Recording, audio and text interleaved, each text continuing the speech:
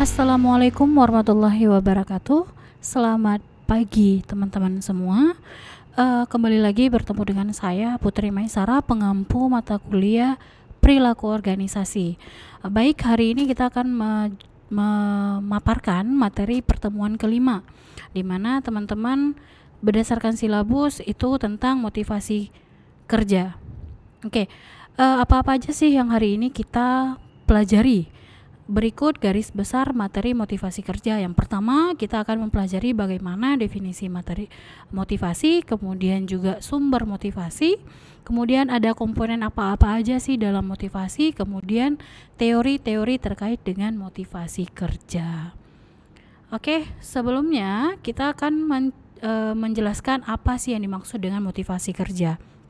Jadi, teman-teman di sini Robin dan Judge pada tahun 2011 itu mendefinisikan motivasi kerja itu adalah suatu proses yang menjelaskan intensitas, arah dan ketekunan usaha untuk mencapai suatu tujuan. Jadi ketika seseorang memiliki tujuan, pasti dia memiliki motivasi, di mana motivasi ini sebagai proses yang menunjukkan intensitas, arah dan ketekunan seseorang terhadap capaian tujuannya. Dan intensitas berhubungan dengan seberapa giat seseorang berusaha. Nah, teman-teman pasti bisa melihat sendiri contoh yang paling dekat dengan teman-teman sendiri, yaitu teman sejawat dalam perkuliahan. Nah, ada yang motivasi untuk kuliahnya tinggi, ada yang cuma sekedar ya kuliah tapi tanpa melalui proses ketekunan dan lain sebagainya. Ada yang juga cuma ya sekedar kuliah tapi dia tidak mengetahui esensi kuliah, karena emang tujuan setiap orang itu berbeda-beda. Kemudian Jones dan George pada tahun 2013 juga mengatakan bahwa motivasi itu merupakan kekuatan psikologis yang menentukan arah perilaku seorang individu dalam suatu organisasi, tingkat usahanya dan bagaimana ketekunan seseorang. Jadi dari tingkat ketekunan seseorang, kemudian usaha seseorang, itu kita dapat mengetahui bagaimana motivasinya dalam bekerja.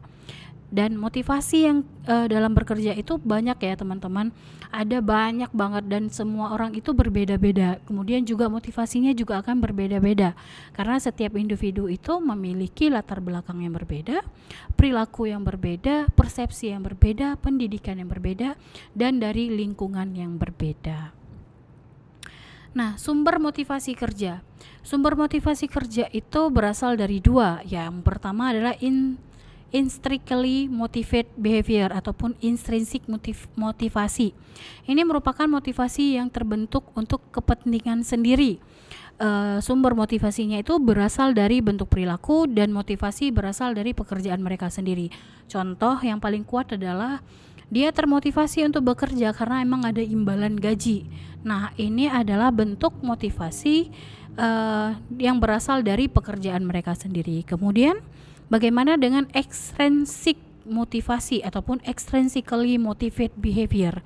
Dan ini merupakan perilaku yang terbentuk untuk memperoleh materi atau imbalan sosial atau untuk menghindari hukuman, atau sumber motivasi merupakan konsekuensi dari perilakunya, bukan perilaku tersebut. Seperti itu. Jadi gampangnya, ini contoh yang gampangnya dari motivasi intrinsik dan ekstrinsik. Kalau motivasi intrinsik itu adalah orang termotivasi untuk bekerja karena emang ada imbalannya. Contoh ada gaji, mungkin ada mungkin mahasiswa ada IPK-nya, terus cepat lulusannya. Nah, itu bentuk dari intrinsik motivasi. Tapi ekstrinsik motivasi itu adalah motivasi yang tidak berasal dari materi. Misalnya teman-teman bekerja, kemudian teman-teman ada rekan kerja yang baik, kemudian pemimpin yang baik dan lain sebagainya, itu juga masuk dalam ekstrinsik motivasi. Karena apa? Di situ tidak ada nilai materinya, seperti itu. Dan dia lebih ke imbalan sosial. Contoh misalnya adanya outbound. Nah, itu memotivasi orang untuk lebih bekerja karena emang secara sosial dia dihargai dan dipertimbangkan oleh perusahaan, seperti itu. Selain intrinsik dan ekstrinsik motivasi, sebagian orang itu bekerja dimotivasi secara sosial melalui pekerjaan mereka. Dan sumber motivasi sosial ini merupakan perilaku yang terbentuk dan mendapatkan ataupun membantu orang lain. Jadi di sini orang termotivasi juga karena emang dia membantu orang lain. Nah, itu yang disebut dengan motivasi sosial, seperti itu. Kemudian ada komponen apa-apa aja sih dalam motivasi? Jadi motivasi dilihat sebagai suatu yang dibentuk paling tidak ada 3 komponen. Yang pertama, arah. Nah, arah berhubungan dengan apa yang seorang individu akan pilih ketika dihadapkan dengan sejumlah alternatif yang mungkin dilakukan.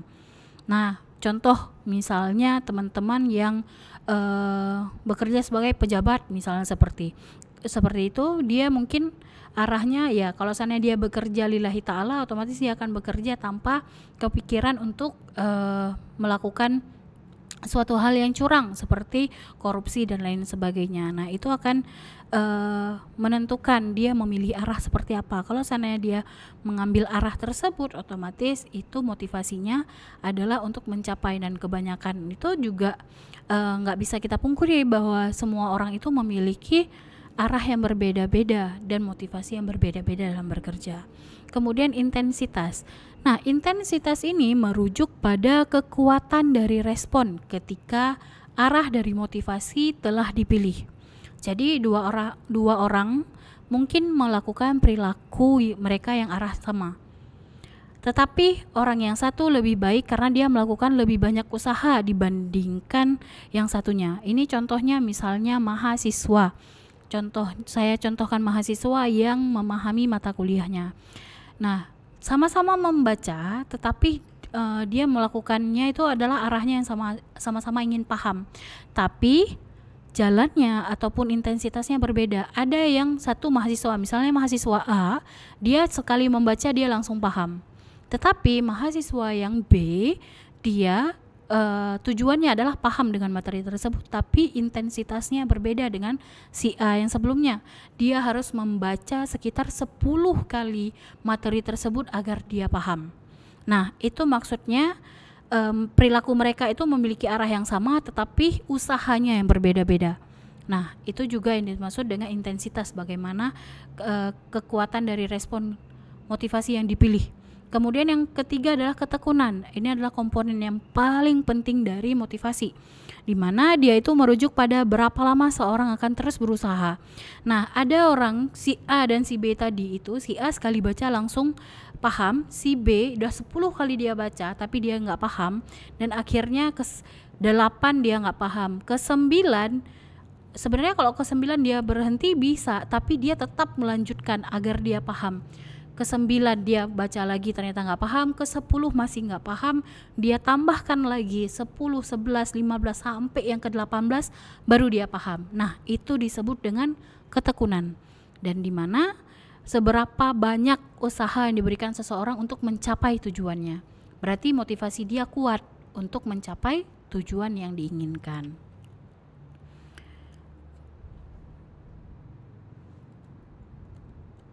Kemudian selanjutnya kita akan membahas tentang teori motivasi.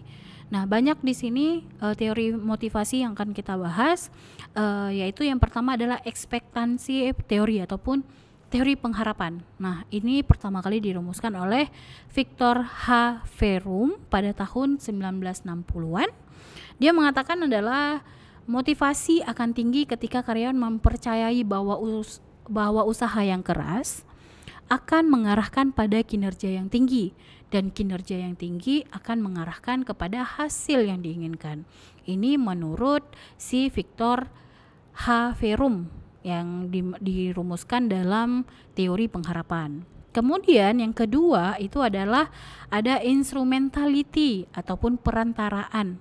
Nah, konsep kedua dalam teori pengharapan adalah persepsi seseorang tentang tingkat di mana kinerja pada level tertentu menghasilkan pencapaian outcome. Kemudian valence ataupun istilahnya dengan valansi.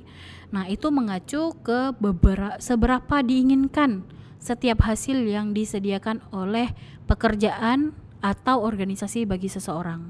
Jadi ini hasil yang intinya dia mencapai hasil yang disediakan oleh perusahaannya. Makanya di sini ada effort, kemudian ada kinerjanya, kemudian ada hasilnya, seperti itu. Kemudian yang keempat adalah teori kebutuhan. Nah, teori kebutuhan itu mengatakan bahwa memotivasi orang memberikan kontribusi yang berharga, di mana manajer itu harus menentukan kebutuhan apa yang dicoba pahami oleh karyawan dan menjamin bahwa karyawan tersebut menerima hasil yang memuaskan kebutuhannya ketika dia memiliki kinerja tinggi dan membantu organisasi mencapai tujuannya. Nah, jadi ini contoh yang paling mudah adalah ketika perusahaan itu memberlakukan misalnya pencapaian kinerja. Nah, bagi mereka yang mencapai kinerja dengan poin yang paling tinggi itu mereka bisa mengajukan kebutuhannya. Jadi pemberian hadiah ataupun rewardnya itu adalah sesuai dengan kebutuhan. Karena apa? Ada karyawan ataupun pegawai itu yang tidak membutuhkan materi, tetapi dia membutuhkan misalnya misalnya di perkembangan ilmu dia, berarti dia diberikan sertifikasi. Jadi setiap orang itu kebutuhannya berbeda-beda, dan di sini itu manajer harus pinter-pinter mencari tahu kebutuhan apa yang sekarang ini dicoba dipenuhi oleh karyawan tersebut. Kemudian selanjutnya kita akan membahas tentang teori Maslow. Mungkin teman-teman di semester awal itu pasti sudah pernah mendengar teori Maslow ini, yaitu tentang hierarki kebutuhan ataupun hierarchy of needs, di mana dalam setiap diri manusia terdapat hierarki 5 kebutuhan. Yang pertama, fisiologis ataupun rasa lapar, haus, dan kebutuhan fisik lainnya. Dan di sini lebih ke sandang papan pangan ya.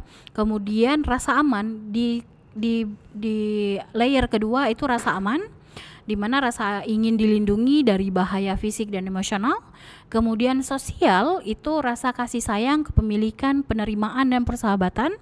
Kemudian ada esteem need ataupun penghargaan atau faktor internal dan eksternal. Kemudian aktualisasi diri.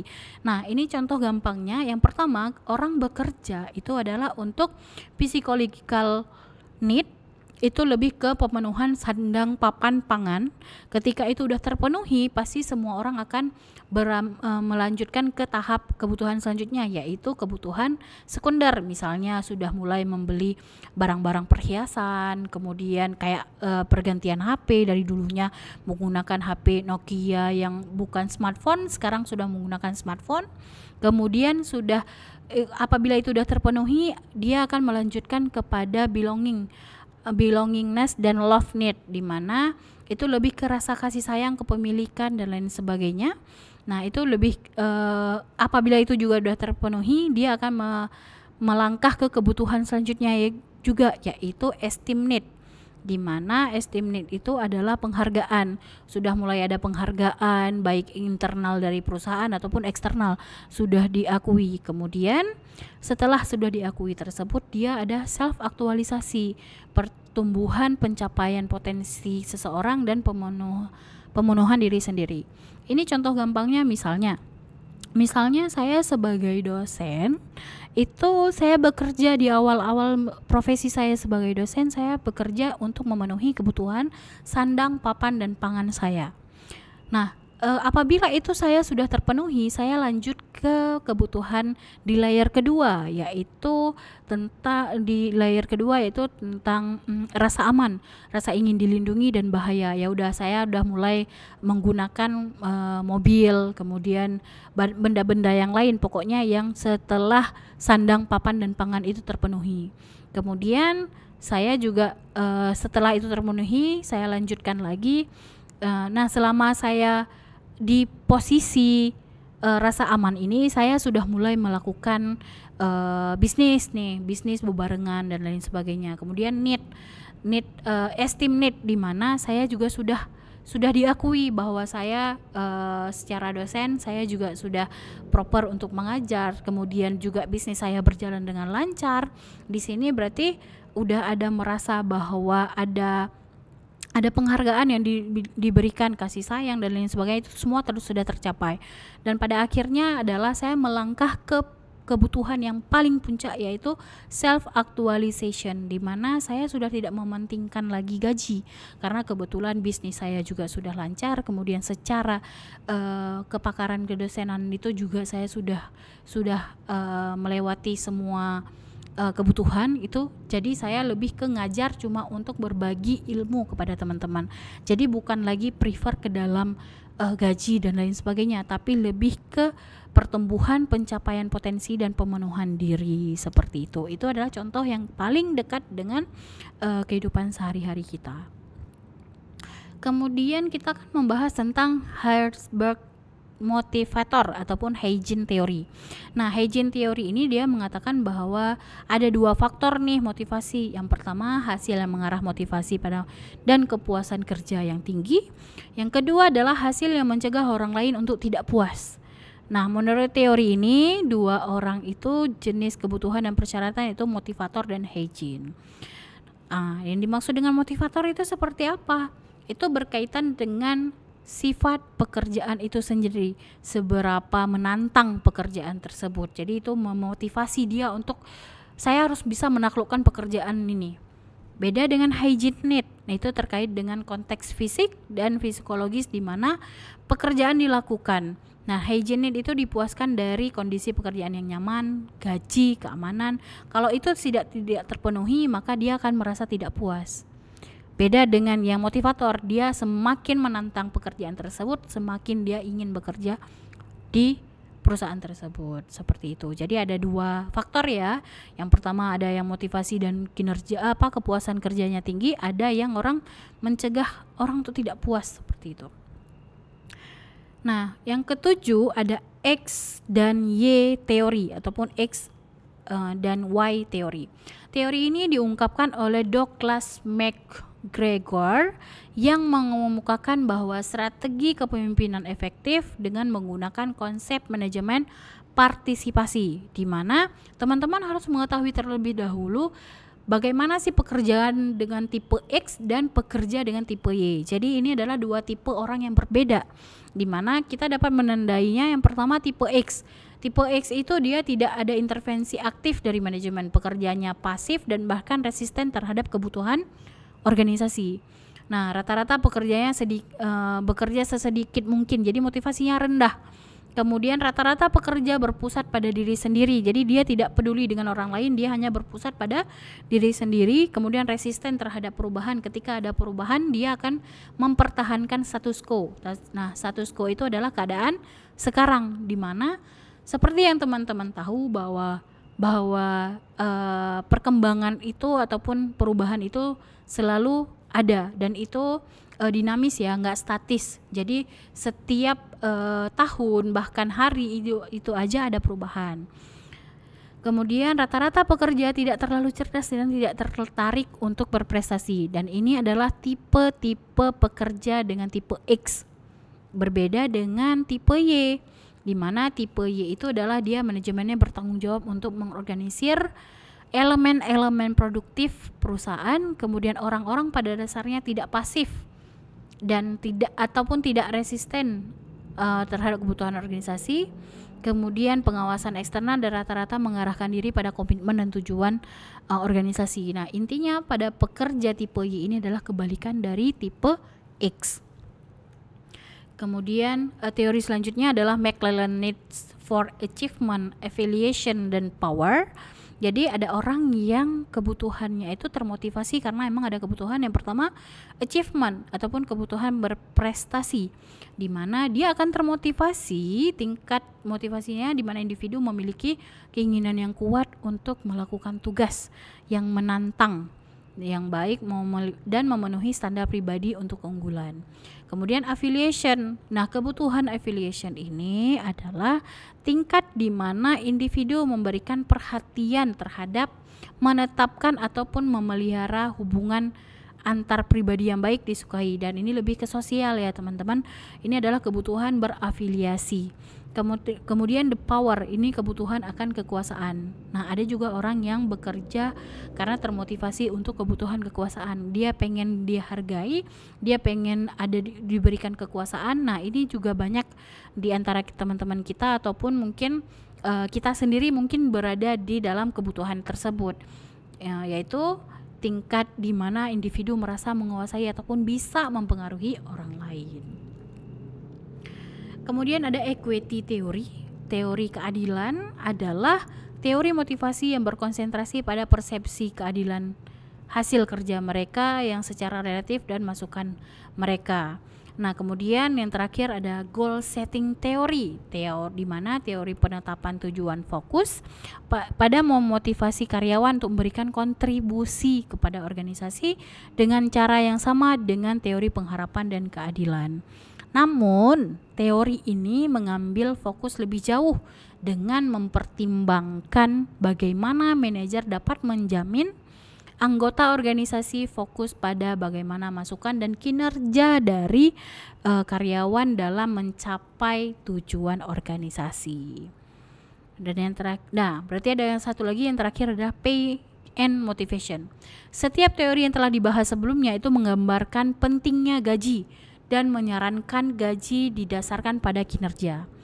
Nah, perencanaan kompensasi yang mendasar pada kinerja adalah merit pay, disebut dengan merit pay plan. Nah, jadi teman-teman, kalau seandainya teman-teman di luar mendengarkan kata-kata merit pay plan, itu adalah perencanaan kompensasi, di mana ketika manajer sudah memutuskan untuk menggunakan merit pay plan, mereka harus menghadapi dua pilihan penting, yaitu apakah berdasarkan kinerja individu, kelompok, atau organisasi, atau apakah menggunakan peningkatan gaji atau bonus. Jadi contohnya base rate pay, manajer berdasarkan pembayaran dan jumlah unit dan produksi.